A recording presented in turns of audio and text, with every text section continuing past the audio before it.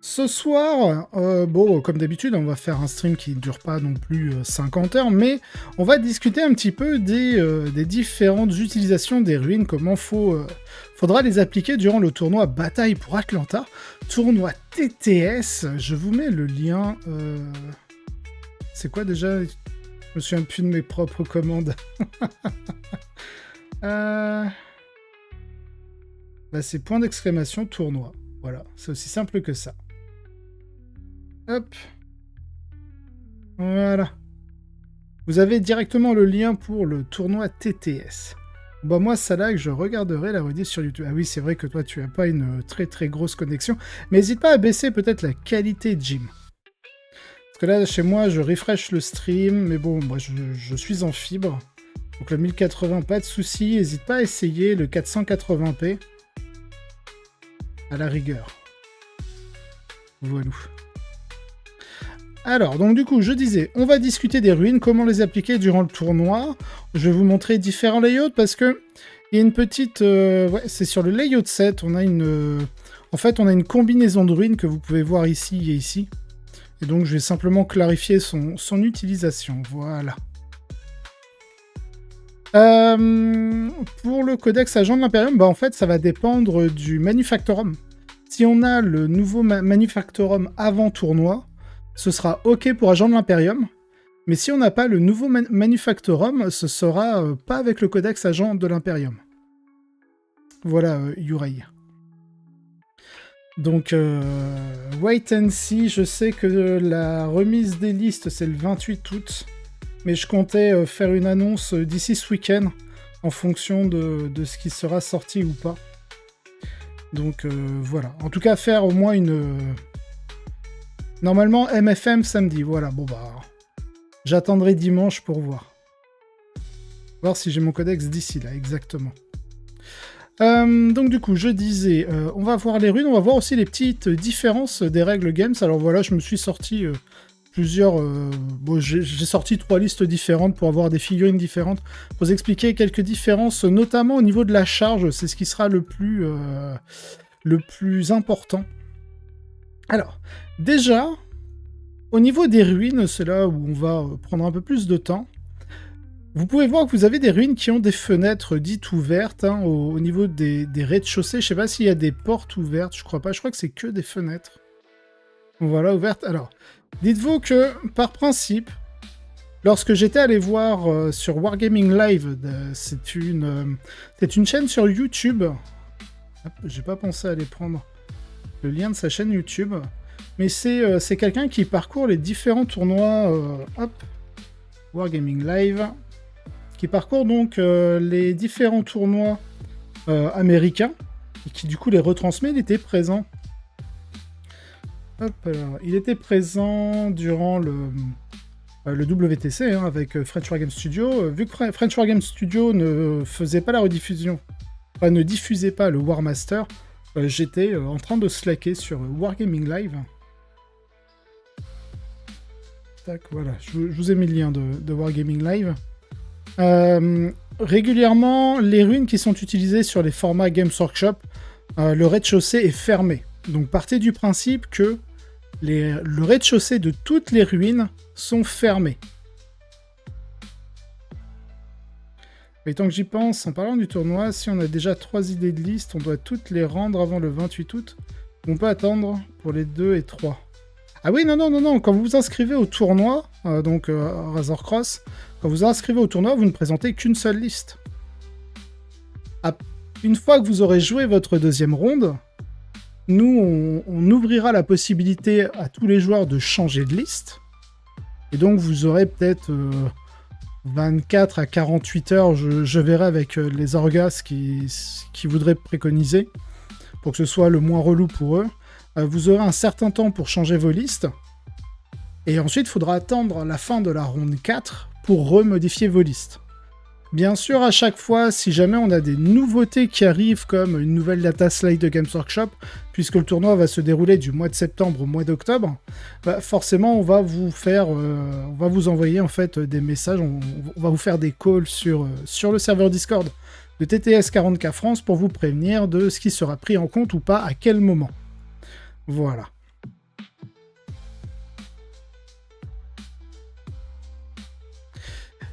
Mais oui, soyez certains que toutes les ruines Games Workshop, le rez-de-chaussée est fermé. En tout cas, c'est de ce que j'ai vu sur les tournois de Wargaming Live, c'est l'impression que j'avais sur la quasi-totalité des lives que j'ai pu voir, et même sur la chaîne Twitch de Warhammer. Des fois, ils retransmettent, par exemple, Tacoma était, dernièrement, Tacoma a été retransmis sur la chaîne de Warhammer, donc de Games Workshop. Et je voyais effectivement les rez-de-chaussée des ruines fermés. Donc partie du principe que tous les rez-de-chaussée sont fermés, mais que les étages par contre sont ouverts.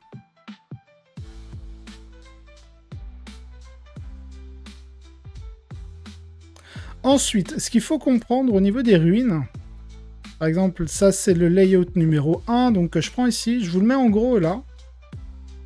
Alors il est dans quel sens celui-là? Ouais, c'est comme ça que vous le voyez. Hop, vous voyez comme ça. Donc vous pouvez voir par exemple cette ruine-là, ici, qui est en haut à gauche. Vous voyez, ça ne forme qu'un seul et même décor. C'est-à-dire que, hop, je vais prendre mes petits traits. C'est-à-dire que la ruine s'arrête bien là. Alors, quand je parle de la ruine, je parle des murs de la ruine, ok? Je parle vraiment des murs. Hop. Voilà. Donc, je me remets sur le layout 1. Donc, vous voyez un petit peu l'espèce de L. C'est ce qui représente la ruine. C'est ce qui représente les deux murs principaux de la ruine qui forment bien un L. Et on peut voir que effectivement, ils prennent pas toute la place sur la zone de terrain. La zone de terrain est représentée par cette espèce de plaque transparente. Vous placez la souris dessus, ça fait ruine. Donc là, on a tout d'un seul bloc. Donc c'est-à-dire, par exemple, je vais prendre... Allez, on va prendre ça. Je suis un véhicule ou monstre. Je peux très bien venir, hop, là-dedans, tant que j'entre pas en conflit avec l'étage. Par contre, dès que je suis en conflit avec l'étage, ce n'est plus possible. This is not possible. Ben up, Raza. Et donc, effectivement, on peut pas traverser les murs. Normalement, la quasi-totalité des murs sont... bloquent au niveau des hitbox. C'est aussi pour ça qu'on vous demande d'aller sur Yellow Scribe et d'utiliser ForceOrg. Parce que normalement, on a des modèles qui sont plutôt raccord avec ce que l'on construit. Par contre, effectivement, sur cette partie-là, puisqu'il n'y a pas de mur physique, vous pouvez passer, vous pouvez vous arrêter dessus sans aucun souci, du moment que vous ne rentrez pas dans le mur. Voilà, donc si vous me faites un truc comme ça, c'est pas possible. Hop, voilà. Oula, reviens là, toi. Hop. Voilà. Ça, c'est pas possible, vous rentrez en conflit avec l'étage. Ici, ça va parce que la hitbox vous bloque. Donc vraiment, à chaque fois, il faut prendre en compte les ruines, donc la zone de terrain de la ruine. Et à chaque fois que vous avez un grand mur, parce que je vais venir plus tard au petit mur pour vous expliquer ça, mais un grand mur, c'est impossible de le traverser. Là, vous êtes bloqué. J'ai beau avancer le cogner, ça bloque. Donc, et si jamais on a des murs... Alors, je sais pas s'il y en a sur cette map. Normalement, non, parce qu'il utilise à chaque fois les mêmes... Là, je martyrise un peu la figue pour voir si on passe quelque part. Ah, voilà. Vous voyez, là, par exemple, on a une espèce de mur fantôme parce que je rentre dedans. Bah, ça, c'est pas possible. Vous vous arrêtez bien, hop, avant. Donc, vous avez le droit, en fait, de rouler sur cette petite partie parce qu'on n'est pas encore sur le mur. Mais dès que vous entrez en fait en collision avec le mur, vous devez vous y arrêter si vous n'êtes pas infanterie ou bête. Alors, je parle pas de votre niveau intellectuel pour ce qui est de bête, je parle bien de ce qu'on considère comme des animaux ou voilà, des trucs comme ça. Par contre, je vais en venir donc avec les petits murets. Vous voyez que normalement, normalement il y a une petite hitbox au muret qui est vraiment qui est légèrement au-dessus du socle. C'est pour ça qu'ici ça bloque. Voilà, des fois ça bloque, des fois ça bloque pas. Et je vais vous montrer par rapport au layout, à quoi ça ressemble. Hop, je me mets là. Donc on va prendre ce V ici, ok. Donc vous voyez, on a 3 zones. On a 2 zones qui sont d'ailleurs de taille différente, en bleu, avec le petit œil ouvert. Et on a cette partie en gris. Ça veut dire quoi? Et en fait, avec Laurel, on a retransmis ces espèces de petites plaques bleues. Salut Grisbo, bienvenue à toi. Comme WTC, fait pour le moment, c'est ça. Pour le moment, on est vraiment comme le WTC, parce qu'il n'y a pas vraiment de changement. Donc en fait, ces zones bleues, on les a représentées avec des petits murets comme ça pour que ce soit plus simple. Pourquoi? Parce que normalement, avec Games Workshop, alors je sais pas si j'en ai là, est-ce que j'en ai quelque part? Décor, non, ça c'est un vieux fichier qu'il faut que je supprime. Décor? Non, c'est pas ça. Faut vraiment que je fasse du ménage un jour. Action générale balance map, blablabla. Ça c'est des ruines. Bon, c'est pas grave. J'ai pas, c'est pas grave. Mais en général, vous allez avoir soit des tuyaux sur les décors de Games, sur les véritables décors de Games. Vous allez soit avoir des tuyaux ou des demi-tuyaux. Vous allez avoir peut-être des gravats. J'ai déjà vu ça. Qu'est-ce que vous avez d'autre? Des forêts, des fois, avec un arbre qui traîne, qui traîne tout seul dessus. Donc, ce qu'il faut comprendre en fait avec ça, comment on le traduit. En fait, sur la map de Games Workshop, tout ce qui est en fait à socle bleu, voilà, je vous fais les petits traits pour vraiment comprendre un petit peu comment ça se matérialise. Donc en fait, ces espèces de décors en bleu avec des petits points bleus un peu plus sombres, et pointillés, et bien en fait, ce sont des décors de moins de 2 pouces. Si par exemple, je vous mets... Hop, je prends mon petit PDF. Je vous l'affiche. Voilà. Oui, j'ai la main. Hop, je vais dézoomer un peu pour vous montrer tout ça. Où est-ce qu'ils me les ont mis? Les layouts, je crois qu'ils les ont mis à la fin. Voilà, ici. Donc voilà, donc ça c'est le document Paria Nexus Companion, enfin Tournament Companion, là, 1.1, où vous avez justement la légende pour les hauteurs de terrain. Donc en fait, les plus de 4 pouces, c'est en gris, hein. Donc ça se traduit... Hop, je vous enlève. Ça se traduit par justement cette espèce de ruine ici, que seule l'infanterie et les bêtes peuvent traverser. Mais toutes les autres figurines, si elles ont la place, peuvent s'installer dedans, mais ne pourront pas traverser les murs en soi. Sauf si vous êtes vol, dans ce cas-là, bon, bah, vous connaissez les règles de vol, vous montez, vous faites vos pouces, et vous descendez, et vous savez que c'est pas optimal comme mouvement pour une unité de vol. Voilà. Donc ça, c'est vraiment pour la partie grise. Ensuite, hop, je vais dézoomer, voilà. La partie bleue, donc, c'est des décors de 2 pouces ou moins. Donc, si on suit les règles de 40K, ce sont des décors qui ne vous gênent pas. C'est-à-dire... Hop, voilà, ça a enlevé le PDF. C'est-à-dire, hop, je reprends mon exemple ici. Cela signifie que vous pouvez passer sans aucun souci, vous pouvez le traverser, hein. Vous pouvez même vous arrêter dessus sans souci. Pourquoi on part du principe que vous pouvez vous arrêter sur la ruine? Parce qu'en fait, on ne sait pas comment les tables à Atlanta seront. On ne sait pas s'il y aura rien, s'il y aura un arbre, s'il y aura un tuyau, s'il y aura un demi-tuyau, s'il y aura une mini-ruine ou une barricade. On n'en sait rien. Donc, on part du principe que vous avez le droit de traverser, vous avez le droit de stationner dessus. Bien sûr, si vous allez à Atlanta parce que vous avez votre Golden Ticket, il faudra aussi vous adapter par rapport à ça. Si Games Workshop vous sort à la dernière minute en mode non, vous n'avez pas le droit de vous poser dessus, vous devez le prendre en compte. En tout cas, c'est une question qu'il faudra poser directement aux arbitres de Games Workshop sur comment est-ce qu'ils les jouent si jamais ils n'ont pas fourni de documents par rapport à ça. Voilà. Je sais que certaines personnes m'ont dit « Ouais, mais sur tel ou tel tournoi, on pouvait pas s'arrêter dessus. » Puis on m'a dit aussi tout le contraire, ouais, sur un autre tournoi, en fait, si, on pouvait. Donc, écoutez, on part du principe que vous pouvez rester dessus, que vous pouvez le traverser sans aucun souci. Après, s'il y a des spécificités au tournoi d'Atlanta, c'est Games Workshop qui fournira les documents.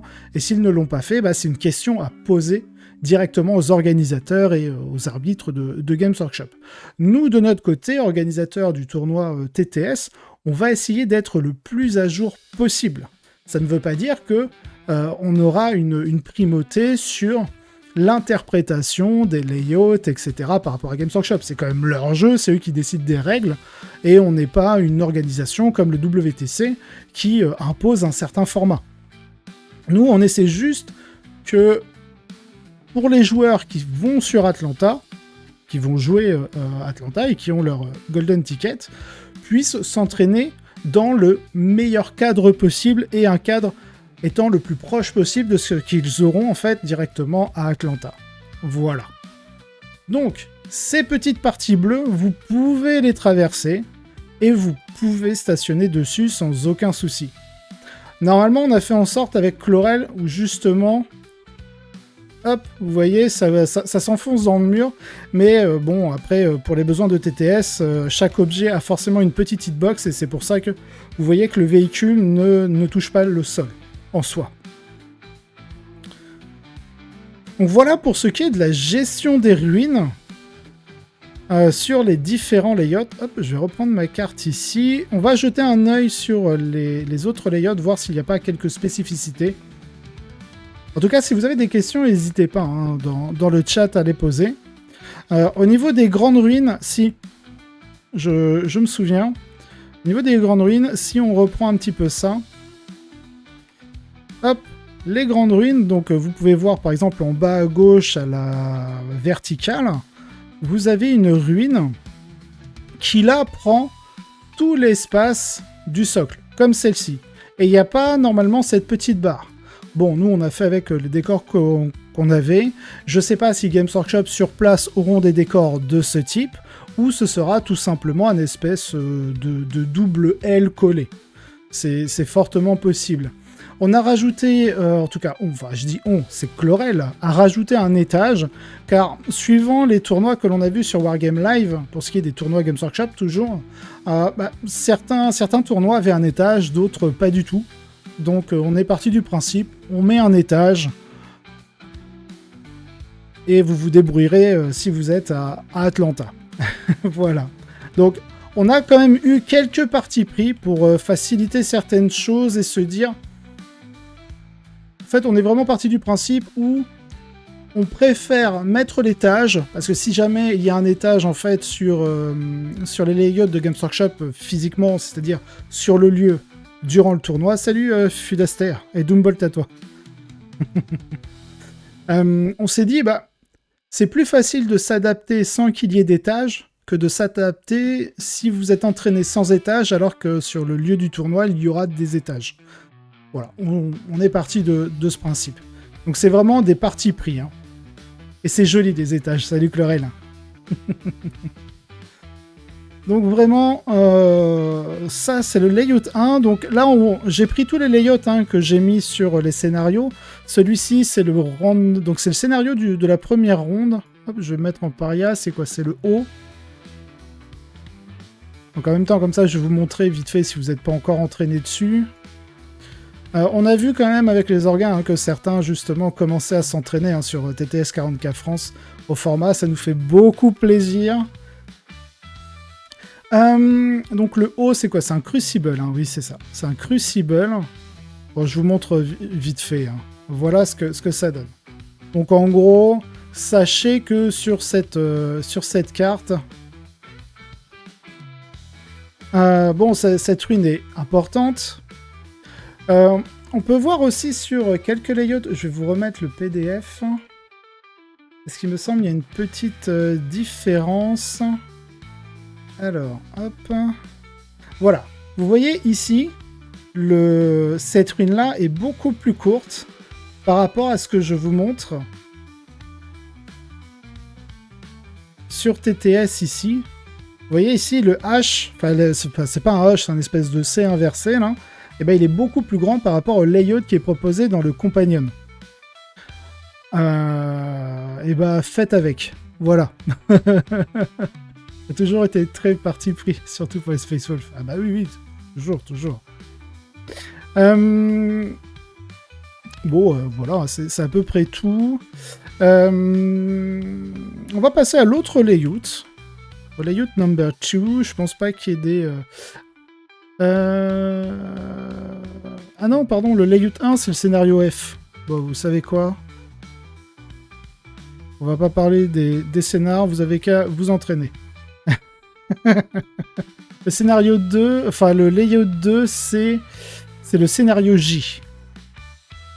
Alors, non, il n'y a rien de spécifique. Je crois que vraiment, il n'y a que le layout 8 où on a une spécificité sur les décors. Ah si, c'est juste que là, ils ont inversé le L qui est dans ce sens-là, alors que sur les autres maps, il est dans l'autre sens. Vous avez le mur ici. En fait, ce mur-là, il vient là, sur les autres. Là, ils ont juste inversé le mur qui est censé être là, ils l'ont mis là. Et donc, c'est toujours l'histoire de... Hop. Vous savez, ici, c'est la partie bleue, là.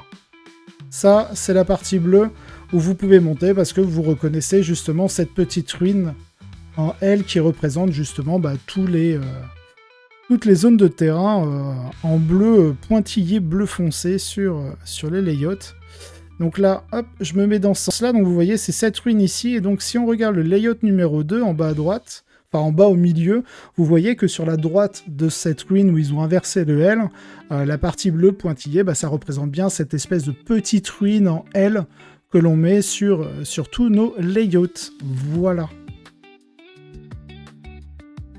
On va passer au layout 3. Ça va faire mal aux armées de CAC. Pas forcément, parce que vous verrez dans les L, en fonction... Alors, j'ai essayé de faire au mieux quand même pour équilibrer les choses. Mais normalement, en fonction des zones de déploiement, je crois que celle-ci, c'est la pire. Attendez, c'est le layout combien? C'est le layout 3. Layout 3, c'est scénario Q. OPQ... Ah oui, c'est le Sweeping Engagement. C'est une espèce d'aube de guerre bizarre. Alors, je dois vous avouer que j'ai fait toutes les zones de déploiement, histoire que tout le monde soit entraîné dessus pour Atlanta. Mais vraiment, il y a des zones de déploiement, genre en aube de guerre et Sweeping Engagement. Je trouve que les layouts de Games Workshop sont nuls. Sont très très nuls. Donc oui, il y a des endroits, vraiment, ça va pas être simple pour les armées de mêlée, mais en général, vous avez souvent des petits endroits où si vous jouez MSU, vous pouvez vous planquer, et le but, forcément, c'est de jumper grâce aux réacteurs dorsaux ou à une grande mobilité pour pouvoir charger l'adversaire. Donc oui, les layouts de Games Workshop, moi, j'ai deux layouts vraiment que j'aime beaucoup, c'est le layout 1 et 2, de chez Games Workshop que je trouve plutôt équilibré. Après les autres, c'est mitigé. Ici, je vois pas trop de spécificité, c'est des ruines que l'on a déjà vues. Alors, prenez pas trop en compte le côté noir, c'est plus pour vous montrer la différence entre les ruines. C'est-à-dire que ça, c'est une ruine, et ça, c'en est une autre. C'est pas le même socle. C'est-à-dire que, par exemple, je sais pas, je prends une figue... Tac, tac, voilà. Hop, on va prendre ça. Par exemple, si je suis là, que l'Inceptor est là, eh ben, il le voit pas. Parce que ça, c'est pas cette ruine-là, c'en est une autre. Bon, par contre, s'il est là, c'est bon. Hein. Donc, voilà. Je disais, ça, c'est le layout 3. Hop. Ensuite, on va passer au layout 5. Lui, c'est pareil, je crois pas qu'il y ait des spécificités, à ce qu'on a toujours cette fameuse ruine. Donc, alors attention, parce que oui, je dis que ce sont des ruines différentes, mais lorsque vous avez justement cette ruine ici, hein, qui est là, donc sur le layout, vous voyez, vous avez une partie bleue, une partie grise. Ça forme un même socle de ruines. Hein. Je crois que c'est le 6 par 12. Non, c'est le 5 par 12. C'est là. Non, c'est le 5 par 10, pardon. Ouais, parce qu'ils ont trois mesures différentes. Il y a le 5 par 10, il y a le 6 par 12, il y a le 4 par 5, je crois. Ouais, c'est ça. Non, le 4 par 6. Ouais, c'est ça. C'est le 4 par 6, et celui-là, c'est... Oh, c'est toujours le 4 par 6. Ça doit être lui qui est le 12. Ouais, c'est ça, c'est lui qui est le 6 par 12. Il me semble. Ouais, voilà, c'est ça. Bref, ils sont un petit peu relous pour ça. Mais bon. Donc là, pas de spécificité. Le layout 6. Oui, ça, je vais en venir. C'est pour ça que j'ai sorti des figues pour vous expliquer les histoires des 2 pouces. Donc là, pareil, hein, ces deux-là, c'est pas une seule et même ruine. Ce sont 2 ruines différentes. Mais là, je n'ai pas de particularité par rapport aux autres cartes. Donc, on va passer directement au layout 8, layout 7, pardon, parce que j'ai pas mis le 8. Le 8 est horrible. Voilà. Alors, ce qui est spécial, c'est cette ruine-là. Quand on regarde le layout, hop, on a bien deux ruines différentes. C'est-à-dire, hop, que cette ruine-là, vous devez la couper comme ça. Voilà, là vous avez une ruine, et là vous avez une deuxième ruine. Voilà, ce sont bien deux ruines différentes, ici et ici.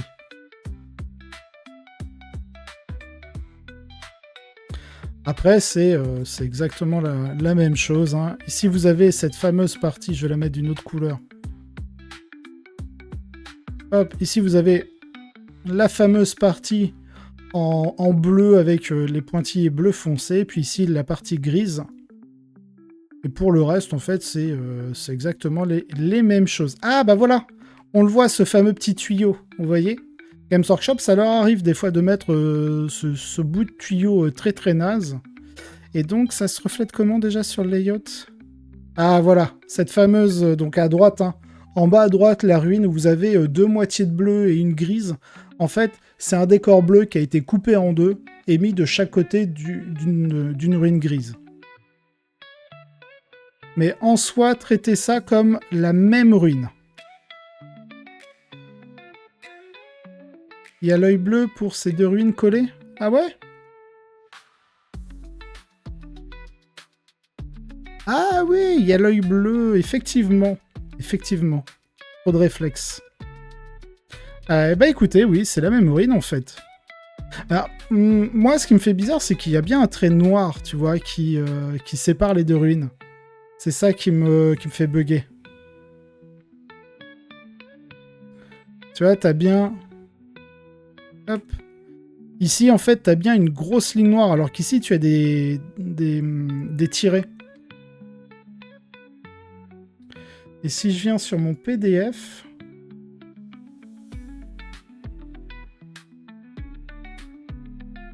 Donc, je sais pas s'ils en parlent des pointillés. Définition de l'œil bleu sur le PDF, l'œil bleu. Section de zone de terrain simple, section zone de terrain séparée. Ah d'accord, ok. Donc ça vaut pour la même ruine. Ok. Eh bien, heureusement que t'es là, Chlorel, pour me corriger.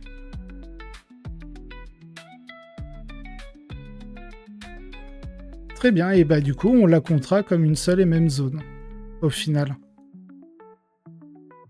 Pour ce qui est de ce layout. Ah, ça me fait bizarre que tout ça, ce soit une seule et même ruine. Ok. Donc ça signifie que si je reprends mes deux figues... Hop. Si vous avez un Thermagant là et un Inceptor ici, les deux se voient. Normalement, j'ai changé la couleur pour le cas de l'œil barré rouge. Ok. Ouais, bah c'est ce que j'ai vu comme ici. Ce que je disais, mais j'étais persuadé que c'était juste un oubli de ta part, mais pas du tout. Tu as tout à fait raison. Donc ici, il se voit. Voilà, voilà. Hop, je vais baisser un peu la musique dans mon casque. Je la trouve un peu forte, là.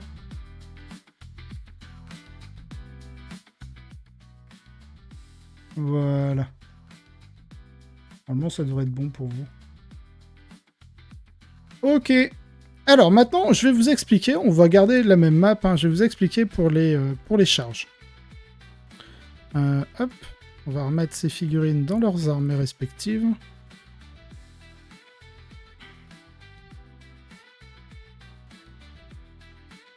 On va prendre quoi? On va prendre, tiens, des scouts. On va prendre, hop, des Thunderwolf. On va prendre...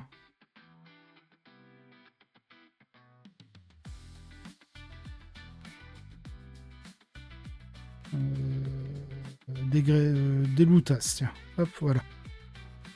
On va prendre ça. Alors,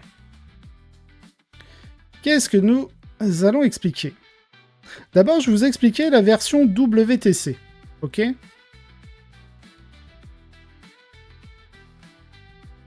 je vais un peu grossir les traits, mais bon.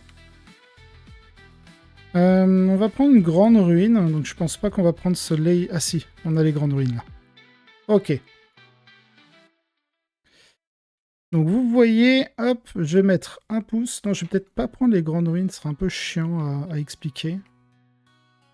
Voilà, ce que vous pouvez faire, c'est vous mettre à 1 pouce.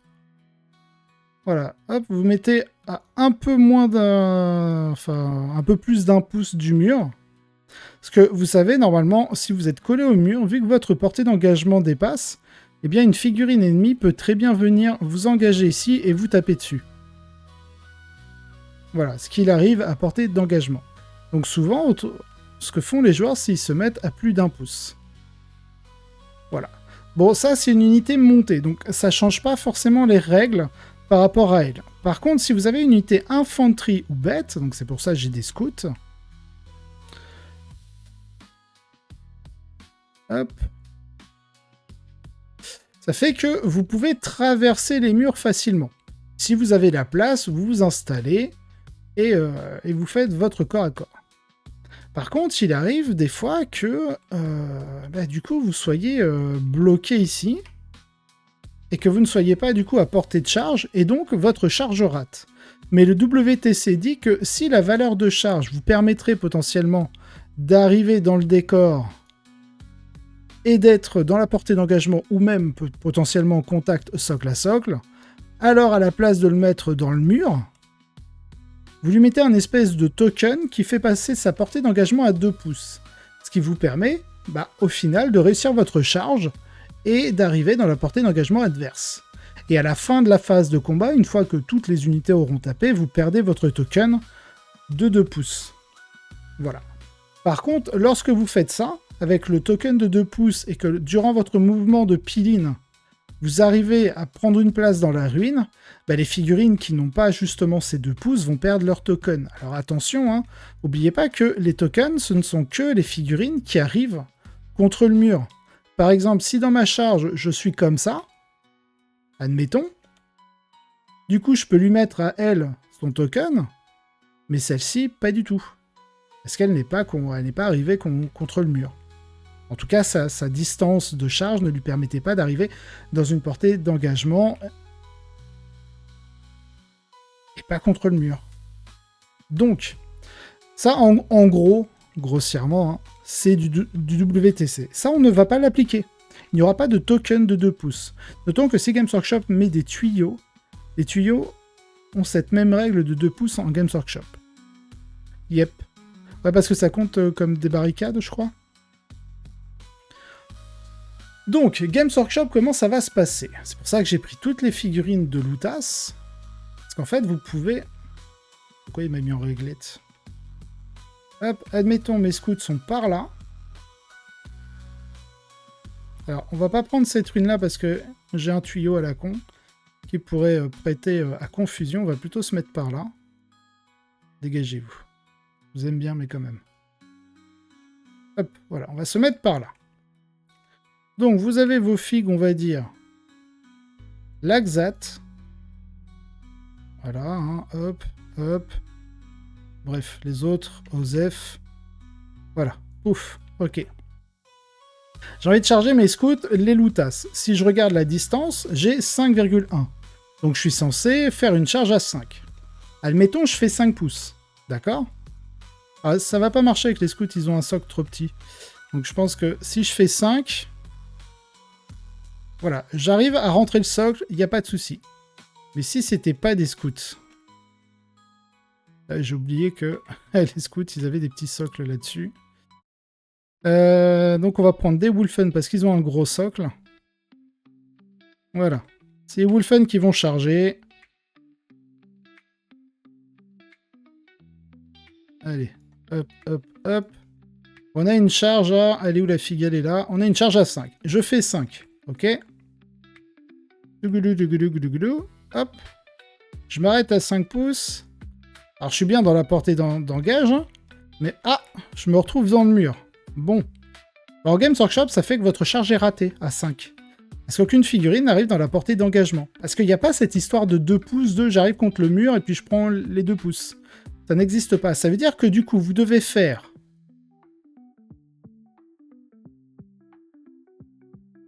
8 pouces et 1 pouce en gros. Voilà, on va dire une charge à 9. Donc vous voyez, d'une charge à 5, ça vous fait obligatoirement passer... d'une charge à 5, ça vous fait passer en fait à une charge beaucoup plus longue. Et donc ça, c'est les règles games. Je ne comprenais pas pourquoi les grosses en forme de C n'étaient pas bonnes. Je viens de voir qu'ils ont changé l'écartement avec la version 1.1 du PDF. Je ferai le changement avant le tournoi. Ok, d'accord, Chlorel. Merci. Pas de problème. Plein d'erreurs dans la version 1.0 de mesure, Chlorel. Ok. Bref, voilà, je voulais simplement vous expliquer cette particularité. De mémoire, de ce que j'ai rapidement vu, mais je sais que Diana essaie de trouver un moment pour demander à Manwë, en fait, si jamais il y a d'autres spécificités en dehors de la charge. Mais en tout cas, avec ça, avec la charge, vous oubliez les 2 pouces. Si vous êtes incapable d'arriver correctement à portée d'engagement ou socle à socle sans vous foutre dans un mur, bah ouais, ça va rallonger vos charges. Donc lui, par exemple, il doit faire 7,7 et 1 pouce, donc charge à 8. 7,7, 8,7, donc c'est même une charge à 9. Parce qu'à 8,7, on est là, donc il faudrait rajouter 0,9. Donc on est dans les charges à 9, quoi. Donc voilà. Soyez pas étonnés si vous avez des adversaires qui vont abuser de ça sur le tournoi. C'est une mécanique classique à prendre en compte. Et je pense que des règles Games Workshop, ça doit être la règle la plus gênante par rapport à ça. Voilà tout. Hop. Alors après, là où c'est moins gênant sur les layouts de Games Workshop, vu que ce sont des layouts qui sont assez ouverts, vous voyez les ruines, la majorité des ruines sont pas énormes. Ce qui fait que truander avec votre portée de 1 pouce sur les ruines, c'est pas non plus un truc de dingue, quoi. Parce que vous voyez, cette ruine-là, elle est toute petite, donc ça veut dire quoi? Ça veut dire que, si tu te positionnes mal et que tu organises mal ton escouade, bah si tu veux maintenir ton 1 pouce là, et que t'as mis, je sais pas, genre, moi c'est mes spanners qui sont là, bah en fait, à cause des cohésions d'unité, si j'ai envie de laisser celle-ci là, bah arrivé un moment, je dois faire ça, je dois faire ça, mince, bah du coup je suis obligé d'enlever un spanner, un autre, parce que j'ai envie de maintenir les 1 pouce ici, et rallonger la charge des Wulfen qui se trouvaient là. Oula, pardon. Des Wulfen qui se trouvaient là. Donc, va vraiment faire attention à vos positionnements. Je vois trop souvent des gens sur TTS qui s'en battent les couilles quand ils jouent, ils font pas gaffe. Bon, les histoires de socle sur socle, faites gaffe, faites des mouvements propres les gens, faites vos cohésions et organisez vos escouades en conséquence.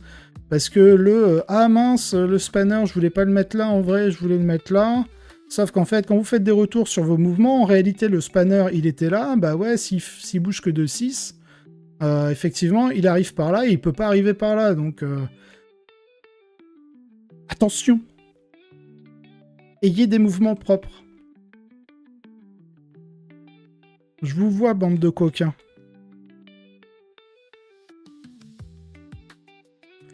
Attention aux tailles des empreintes au sol des ruines, parce que c'est petit. Un rhino tiendra pas forcément totalement dedans. Oui, aussi. J'ai pas de rhino, là. Je dois avoir un rhino là-dedans. Pour vous montrer vite teuf. Pulsar. Rhino. Non, ça, c'est pas... Lui, il est pas de la bonne taille, ça. Il est pas bon. Voilà. Suivant, voilà, par exemple, là, hop. Bon, cela, ça va. Cela, tu peux tenir entièrement dedans. Mais c'est vrai que si vous mettez comme ça, c'est pas pratique. Salut Manwë. Ah bah Manwë, tu tombes bien. Va falloir qu'on te harcèle. Sur tout ce qui est règlement games. Voilà. Il y aura des arbitres de dispo. Alors, je sais que Diana sera disponible. Babelben jettera beaucoup de coups d'œil, justement, pour ce tournoi, pour répondre aux règles. Moi aussi, je vais checker, hein, au cas où. Après, j'ai... Bon, pour en avoir discuté avec Babel, c'est du bénévolat, hein, de la part de la FEC. J'ai fait une demande voilà, plutôt officielle auprès de Babel Ben. Il a transmis l'info aux arbitres de la FEC. C'est du bénévolat de la part des arbitres. S'ils sont là, tant mieux. S'ils sont pas là, tant pis. Pour les ruines, pas de barricade ou d'être dans les murs. Ouais, ça c'est bon. Ça, je l'ai expliqué. Soit le socle passe, soit il passe pas. Easy, exactement. Ça, c'est ce que je venais d'expliquer avec les Wolfhunt. Je disais qu'ils étaient là. Hop, t'avais des loutas là. Tu vois, j'ai encore le 1 pouce. Tac, voilà. Et en gros, au lieu d'avoir une charge à 5, bon là c'est à 4, bah, ils étaient obligés en gros de faire ça et ça, quoi. Pour pouvoir se placer. Et donc, on passait d'une charge à 5 à une charge à 9 ou 8. Vous allez mettre vos permanences, histoire de mettre des parties pendant que vous êtes présent. Alors non, il n'y aura pas de permanence. Comme je dis, c'est du bénévolat au niveau des règles. Normalement, quand vous jouez, vous êtes censé connaître les règles. S'il y a des gens de disponibles au moment M, bah, tant mieux. S'il n'y en a pas, vous faites une petite règle que j'ai tendance à faire quand on n'a pas le temps. C'est-à-dire, pair, j'ai raison, impair, j'ai tort. Bon, j'ai tort.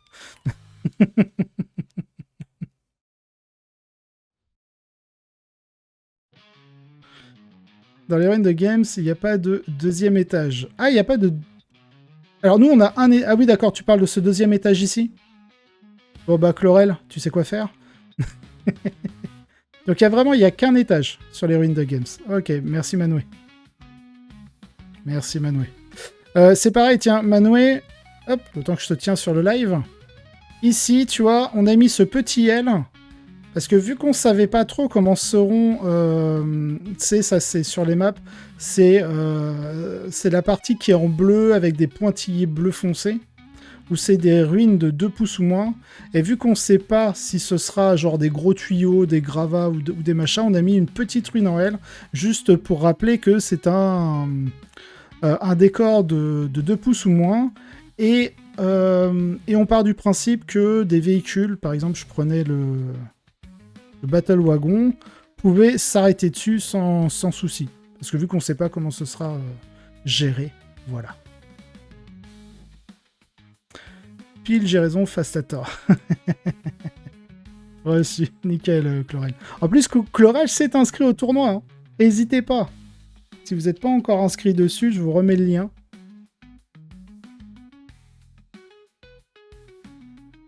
Et merci pour la réponse. Pas de souci, Yurei. Et donc, dimanche, en espérant que samedi, on ait le MFM pour les agents de l'Imperium. Si on l'a, ils seront jouables.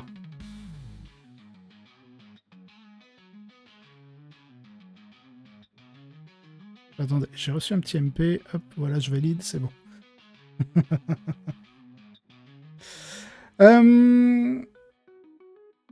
Qu'est-ce que j'ai vu d'autre? Qu'est-ce que je voulais vous dire d'autre aussi? Hop, je vous remets le petit PDF.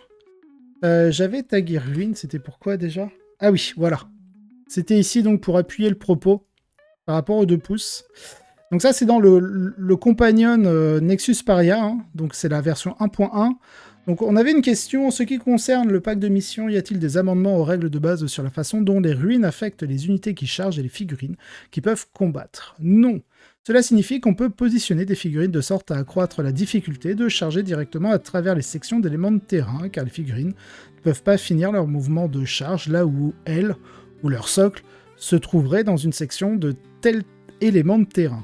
Exemple, pan de mur, ruine pleine, etc. Voilà.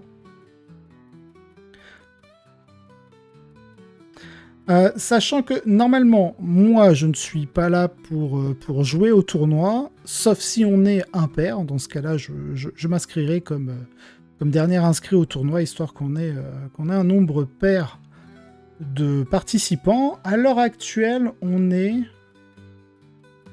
Je sais plus combien on est. Hop, on est 135 inscrits. Ce qui est énorme. Ce qui est énorme. Hein. Et on a du beau monde, hein, parce que... Alors, ça fait un moment que je suis pas allé. Mais voilà, là, directement dans les pseudos connus, on va dire, il y a Ouijaz, il y a Liam aussi, il y a le Tsetse. Il y en a pas mal. Hein, de vraiment, vraiment connus. Il y a Guilou. Guilou, Yolu. Bon, après, c'est beaucoup de pseudos que je connais. Hein. Lurdoc. Lurdoc, je crois qu'il y a... Je sais pas si c'est... Je crois que c'est Lurdoc qui a joué coach pour la Lettonie, je crois. Peut-être que je me trompe. Sowa qui est présent. Dragoza. Yurei, du coup. Bref. Il y a pas mal de bons joueurs. Donc n'hésitez pas, il y a Wigmar. Vous êtes tellement nombreux que je sais pas où donner des yeux. Bref. Il y a pas mal de... Tiens, LSMK, il s'est inscrit en taux. C'est marrant. Alors qu'il a joué sur la STL Dreadmob. D'ailleurs, j'ai rencontré des problèmes pour créer des listes sur New Recruit ces derniers temps. Ça vous est arrivé, vous aussi? Aussi, tout est devenu gris, lisible. Alors, c'est possible qu'il fasse une mise à jour, mais moi, j'ai pas eu de soucis au niveau de mes listes. Vraiment aucun. Par contre, ah oui, tiens, ça me fait penser. J'ai reçu pas mal de messages privés pour ce qui est de l'inscription au tournoi. Qu'est-ce que j'ai enlevé? Non, c'était TTS que j'ai enlevé. J'ai eu pas mal de personnes voilà, qui m'ont MP. Alors, si jamais vous avez des problèmes pour vous inscrire au tournoi, n'hésitez pas à contacter. C'est soit Ajax sur mon serveur Discord. Sinon, il faut vous diriger directement sur le serveur Discord de New Recruit. Normalement, il y a des francophones dans les admins, il me semble, de New Recruit, notamment Ben Balo, donc, qui est le frère d'Ashord. Hein. On m'a dit qui d'autre? Parce que j'ai demandé à Ajax si on avait des francophones en arbitre. Il m'a dit, donc voilà, Ben, Flammy aussi. Mais sinon, vous pouvez aussi contacter directement Ajax, The Huge, sur mon Discord. Du coup, il vous aidera.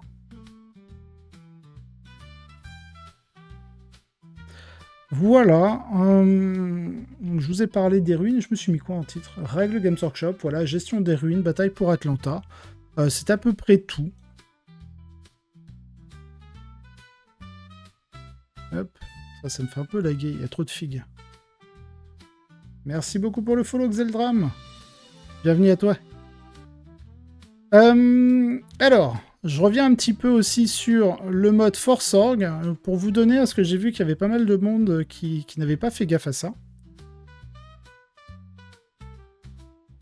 Même si je vous explique tout dans ma vidéo créer sa liste sur New Recruit, vous avez le launcher de Yellow Scribe ici.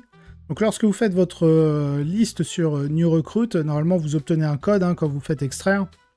Et vous avez juste à mettre le code dans Launch, enfin vous cliquez sur Launch, ça va vous afficher ce genre de fenêtre. Vous mettez votre code, vous faites lancer, puis vous faites vos trucs. Vous avez aussi la possibilité de voir les fiches techniques des factions ici. Donc ça c'est les factions, et à côté c'est les stratagèmes. Bon, à part pour Agent de l'Imperium qui va sortir dans pas longtemps, vous n'aurez pas les choses à jour. En tout cas, pas dans l'immédiat. Mais ça arrivera à se mettre à jour petit à petit. Donc par exemple, je sais pas, on va prendre quoi? Astra Militarum, voilà, paf. Donc vous sortez, vous faites clic droit, search, et là vous avez toutes les fiches techniques, vous avez le petit moteur de recherche. Donc par exemple, je cherche Ursula. Hop, voilà, j'ai Ursula. Je la dépose ici, j'attends que ça charge. Et donc, vous avez la fiche d'Ursula Creed avec, bien sûr, ses capacités, etc. Et de l'autre côté, vous avez les différentes options et unités qu'elle peut rejoindre. Donc ça peut être pratique. Plutôt que d'ouvrir je ne sais quel site ou votre application Games Workshop pour aller voir les règles, ça peut être pratique. Et vous avez ici les stratagèmes, donc par exemple, là on a sorti l'Astra Militarum, donc on va aller chercher les règles, enfin les stratagèmes de l'Astra Militarum. Donc vous voyez dans le moteur de recherche, j'ai mis Astre pour Astra Militarum, hop. Et ici, bon, ça va vous mettre un sac parce que si vous avez une faction qui est codex, vous avez plusieurs détachements. Donc ici, plutôt que d'avoir un seul sac, vous allez en avoir 1, 2, 3 ou plus, suivant votre faction. Et là, du coup, vous avez vos 6 stratagèmes. Voilà. Et de l'autre côté, c'est juste... voilà. Donc ça peut être pratique pour les filer, soit pour vous, afin de les garder en tête, soit de les filer à votre adversaire, comme ça il peut regarder directement. Moi, c'est ce que je fais souvent, hein. Par exemple, c'était quelle liste? C'était celle-ci, je crois, champion de russe. Ouais, voilà. C'est sur cette liste-là, vous voyez, j'avais les datasheets importantes, on va dire, et j'ai les stratagèmes pour les filer à mon adversaire pour qu'il sache. Voilà. Je vais vous remettre un peu de musique. L'appli officielle en anglais fera foi en cas d'arbitrage. Oui, effectivement. Effectivement. Tout ce qui est arbitrage. Et c'est pareil, si vous posez une question, s'il vous plaît, faites un screen des textes de règles sur votre application Games Workshop. Faites-le. Parce que trop souvent, on va dire, par exemple, justement, voilà, Diana, je vais prendre ton exemple. Diana qui me disait, ouais, les Black Templars avec leur mouvement de surge. Sauf qu'en fait, c'est pas vraiment un surge qu'ils ont les Black Templars dans leur détachement croisé vertueux. C'est un mouvement réactif quand ils se font tirer dessus, mais ils peuvent pas arriver à portée d'engagement. Voilà. Et donc du coup, c'est important de vraiment donner les textes, parce que des fois, la personne qui vous donne une information va peut-être omettre quelque chose, que ce soit volontaire ou involontaire, hein, ça arrive tout le temps, hein, ou juste ne va pas lire jusqu'au bout la phrase d'une capacité. Par exemple, hop, non, stratagème, je vais vous le montrer hein, pour les Black Templars. Look, c'est Devout Push normalement. Ah oui, c'est vrai.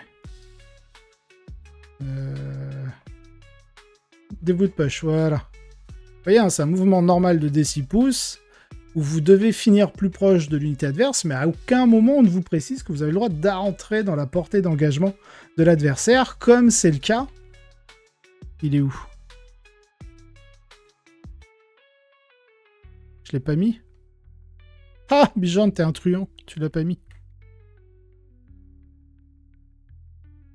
Non, c'est une datasheet. Hop, c'est Space Marine. Ça va me faire laguer parce qu'il y a une chier de datasheet, mais je veux que les Space Wolf. Allez. Voilà.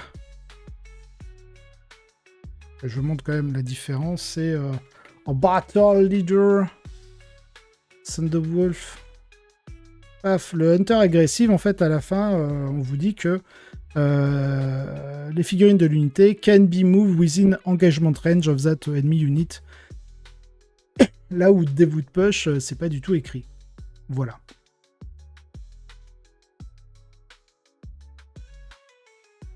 C'est ça, la boucle est bouclée. Et c'est vraiment pour ça qu'il faut que votre capacité précise effectivement que vous pouvez entrer grâce à un mouvement normal dans la portée d'engagement, parce que dans le mouvement normal, normalement, vous n'avez pas le droit d'arriver à portée d'engagement d'une unité ennemie. Donc voilà, ne vous faites pas avoir. Alors bon, je parle des Black Templars parce que c'est un exemple récent, mais 40K est tellement velu en termes de règles, en termes de différence, de synergie et de capacité entre les factions, que des fois, on peut oublier quelque chose ou omettre involontairement autre chose. Donc, faites des screens quand vous posez une question. Parce que ça évite aux gens de perdre du temps pour aller chercher. Et le but, c'est de pouvoir répondre au maximum de gens possible. Et si on a énormément de questions auxquelles on doit répondre, du coup, c'est pas simple. D'ailleurs, mercredi, là, j'ai une vidéo sur les règles qui sort. Je pense qu'il va pas mal vous intéresser. Et c'est ce que je dis dedans, c'est posez vos questions, n'hésitez pas, n'ayez pas peur de le faire, mais faites-le bien. Il n'y a que les Eldar qui ne suivent pas les règles de Games Workshop. C'est pas faux. Donc tu ne peux pas arriver en contact si je dis pas d'ânerie. Non, c'est ça, Yurei. C'est pour ça qu'en fait, vous avez des capacités qui vous permettent en fait de faire des mouvements normaux et d'arriver dans la portée d'engagement, parce que justement, comme là pour le Battle Leader Space Wolf, c'est précisé. Vous avez le droit d'arriver dans la portée d'engagement, parce que justement, c'est un contre-pied à la règle standard. On va appeler ça le cas général où vous n'avez pas le droit, et ensuite on va avoir des petites précisions.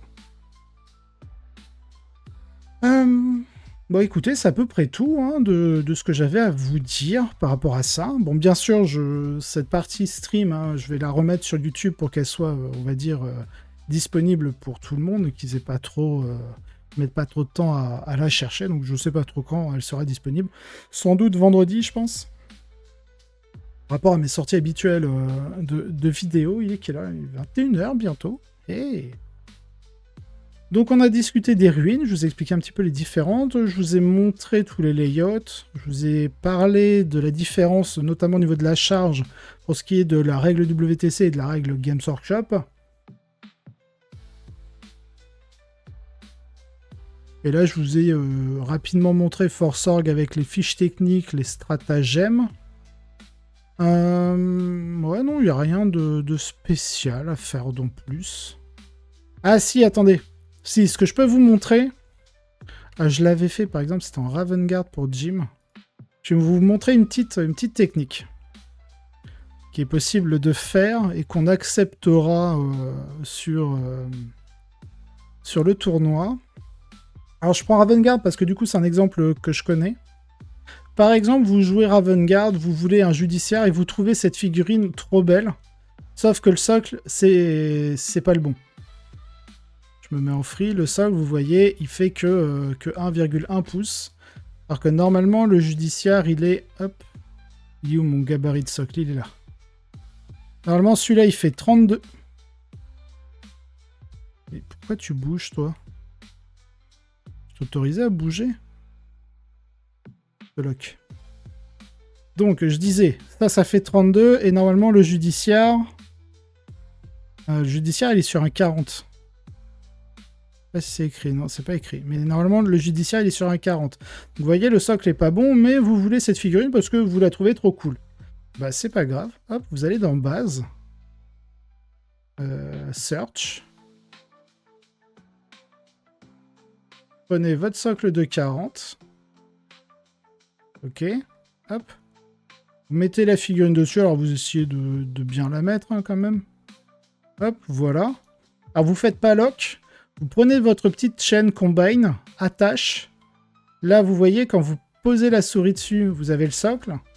Vous montez vers la figurine, vous voyez là, hop. Là, vous avez donc le socle de 40 qui est sélectionné. Là, je maintiens le clic. Je fais glisser vers la figurine. Vous voyez, là, la figurine, elle se colorise. Hop, ça l'attache. Et normalement, voilà, ça ne fait qu'une seule et même figue. Voilà, bon, c'est une petite technique. Merci Chlorel. Toutes ces petites techniques de fourbe, c'est Chlorel. Et donc, du coup, là, on se retrouve à peu près, si je prends, par exemple, là, je clear. Les modèles les plus fournis, c'est bien sûr les ultramarins. Donc, si je vais chercher le judiciaire basique, vous allez voir qu'au niveau des tailles, on est plutôt en raccord. C'est bon, c'est chargé. Oh, il y a des nouveautés, là. Qu'est-ce qu'ils nous ont mis? Ah, de nouveaux Infernus. Oh, ça doit... Ah, des nouvelles blasters. Ah, trop cool. Et là, il y a les compensateurs, ici. J'aime bien les appeler compensateurs. Où est-ce qu'il est, le judiciaire, là-dedans? Il est là. Tiens, viens là, toi. Hop. Il est où, mon gars? Il est là. Donc, au niveau du socle, on est sur le bon, parce que si je prends le judiciaire, que je me mets sur le 40, normalement... Hop, vous voyez, on entre tout pile. Et donc, en gros, en dehors de la taille, voilà. À chipoter. On est assez OK. Et même si c'est pas OK, ce que vous pouvez faire, Normalement, là, ça, c'est pour le détacher. Voilà. Là, je l'ai détaché. Bah, c'est pas grave. Hop. Scale. Vous pouvez faire un petit up x2. Si je mets dessus. Là, on est plutôt OK hein, au niveau des lames. Hop, vous mettez dessus. Voilà, vous êtes sur le socle. Vous faites la tâche. Hop. Et voilà. Vous avez votre judiciaire. Avec un scaling correct. Ça, pas de souci. Du moment que c'est fait avec honnêteté, ça nous convient. Donc, si jamais vous avez peur que votre adversaire chipote par rapport à ça, ce que je vous conseille, vous prenez la figurine originale que vous mettez de côté, comme ça, si votre adversaire il chipote, ah ouais, c'est pas la bonne figurine, nanana, je sais pas pour le scale, est-ce que c'est à la bonne échelle? Bah du coup, vous dites, attends mon gars, tiens, paf, regarde, tu vois. Ah bah ouais, on est à peu près pareil, c'est le même socle, tout ça, chais. Voilà. N'hésitez pas, parce que le but aussi sur TTS, c'est tellement pas vendeur d'un point de vue esthétique. Si vous pouvez prendre des figurines que vous trouvez plutôt belles, n'hésitez pas. C'est fait pour. Donc voilà. Si vous avez apprécié cet épisode, n'hésitez pas à liker, vous abonner et laisser un commentaire. Cela aide énormément au développement de la chaîne, et je remercie tous ceux qui le font. Si vous voulez avoir les épisodes en avance et sans publicité, vous retrouverez en description le lien directement vers ma page Tipeee, ainsi que d'autres contreparties. De plus, vous aurez un lien d'affiliation du partenaire de la chaîne, My Hobby Place, si vous souhaitez passer commande. Allez, sur ce, je vous souhaite un excellent wargame.